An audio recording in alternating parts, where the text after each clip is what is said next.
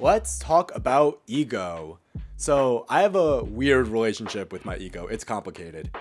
On one hand, I love my ego. It brings me the drive, purpose. It pushes me to be a better person.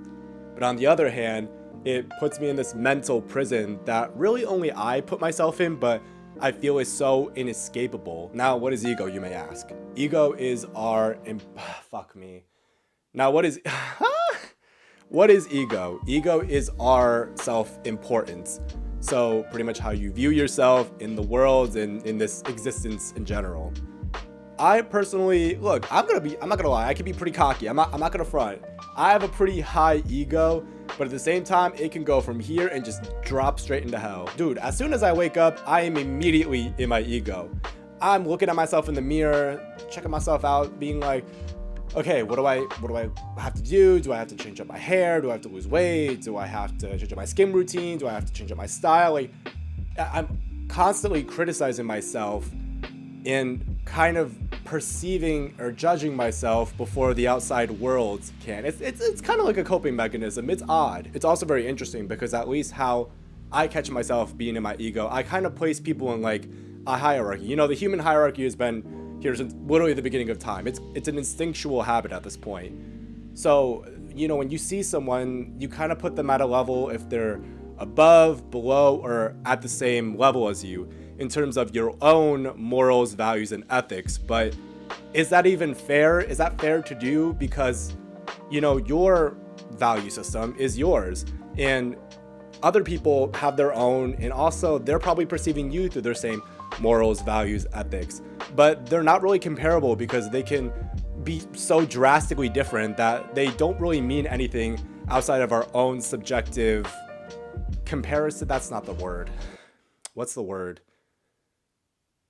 I don't know, maybe it'll come to me. Even this video right now is an example of how I'm challenging my ego. I hate this video, but I'm learning to love it.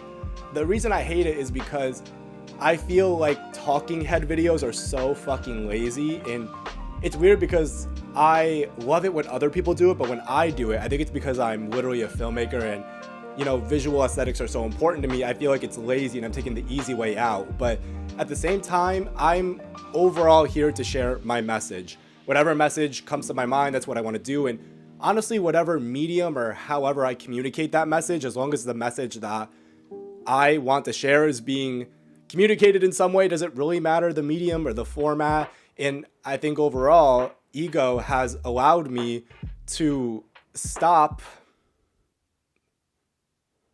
Can you tell I haven't scripted this video? I'm glitching over here. Ego in a lot of ways has destroyed a lot of the messages that I wanted to put out there because, I am a perfectionist, which doesn't exist. It's literally just my insecurity prohibiting me from failing. What even is failure? Let me not go down that hole because I can go there for hours. But ego has held me back in a lot of ways because if I feel that it's not like the perfect representation of how I'm meant to communicate whatever I'm trying to say, I just don't do it. I do nothing with it, which is pointless because look, even if I think it's a shitty video or I think it's a shitty piece of art, at least it's a piece of art. At least I'm creating, at least I'm doing something rather than coping and doing nothing and just bitching and moaning about it. It's ridiculous. But ego has helped me out in a lot of ways. Ego has helped me become a better person, like I mentioned earlier. It really made me look at myself and compare myself to others, but in a healthy way. There have been times where I have been lazy and I've been sitting on my ass. Honestly, today's one of them. I was sitting on my ass not doing a damn thing.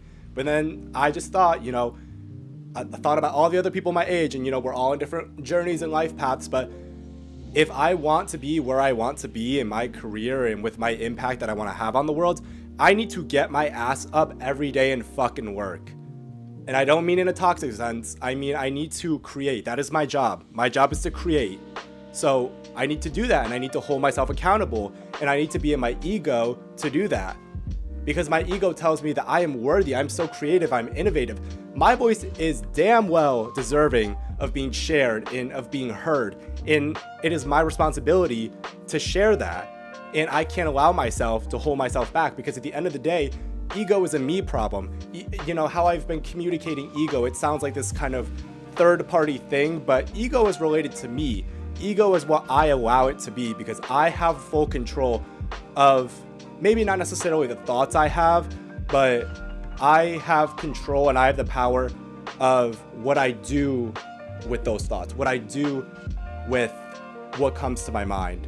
It is my action that will directly be the result of my ego, whether a positive or a negative. Whew, I'm out of breath.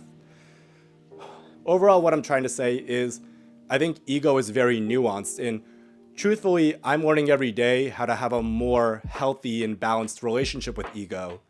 I am extremely grateful for what my ego has done. It's pushed me to new grounds that I never thought I would be able to achieve. And I'm learning not to be as reliant on it in terms of myself and of other people. And I'm just learning how to make ego work for me. And I think that's all we really can do at the end of the day. So I hope that helped, or if it didn't, I'm just glad I got the message out because I felt called to share it with you.